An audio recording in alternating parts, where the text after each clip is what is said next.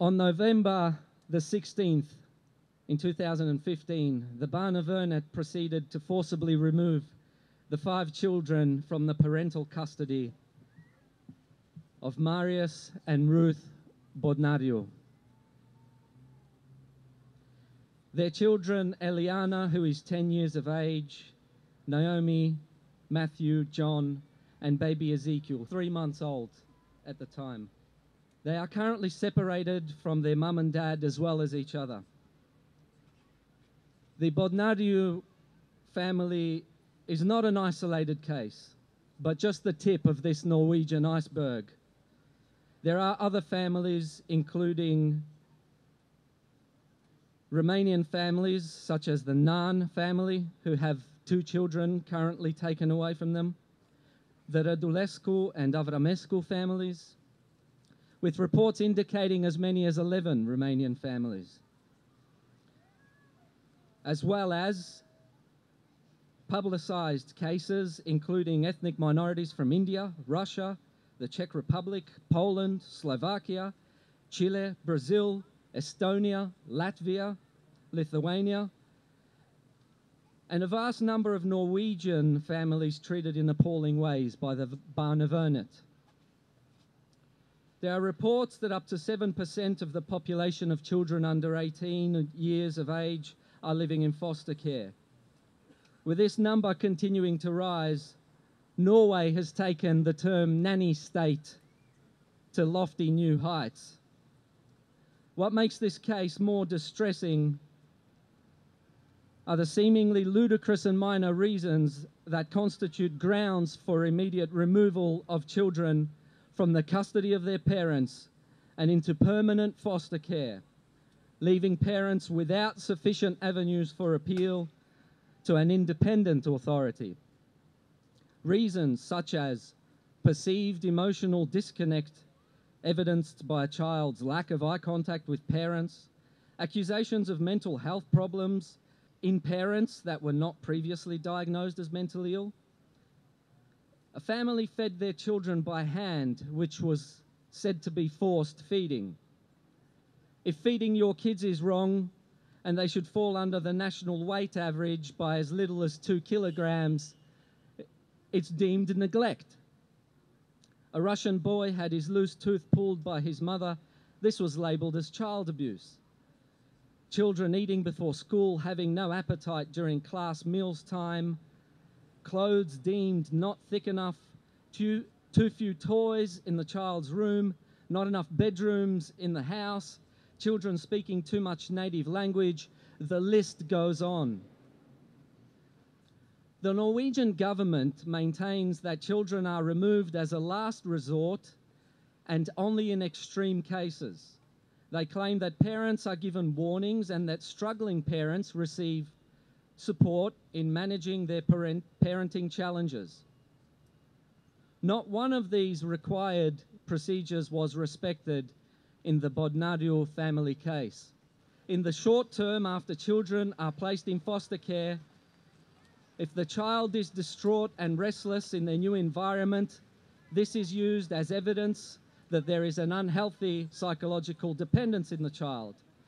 Alternatively, if the child is quick to adapt to their new environment, it is rendered as insufficient bonds between parent and child. Either way, the parents can't win against this system. Some parents have been struggling to reunite their family for over a decade. They are told, "We don't doubt that you're a good mum, but the children are better off and happier in their foster home, and giving them back would create further psychological instability."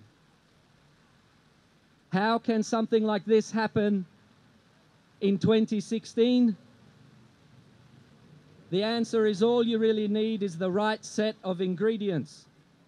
Take an organization with abundant resources and coercive power, then add an emancipatory ideology based on principles that are so good that no one would dare speak against them.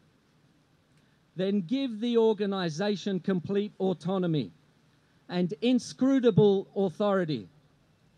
Create a veil of secrecy. Remove all transparency and accountability with the sharp razor of confidentiality laws. And finally, add the all-important special ingredient, the leaven of human imperfection and corruptibility, then allow for it to grow. Ladies and gentlemen, this is the recipe for how to create a monster. We've seen it throughout history. According to the Bodnariu family lawyer, Mr. Marius Reikeros, every single family processed through this system since 1992 has been denied their fundamental human rights. Rulings in the Human Rights Court have defined the removal of children from their parents as a temporary measure.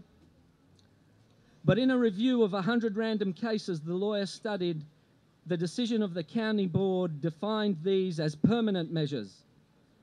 There have been 4 different cases in the European Human Rights Court brought against Norway under Article 8 of the European Human Rights Charter, and in each case it was decided that Norway was in breach of human rights. As a father, as a Christian, as a member of this community, I would like to clearly emphasize that I am against any form of child abuse and domestic violence.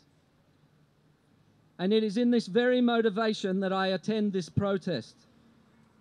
Therefore, I would like to publicly condemn the abuse toward the Bodnariu family and all other families who had suffered the same forceful and violent confiscation of their children by the Barnevernet.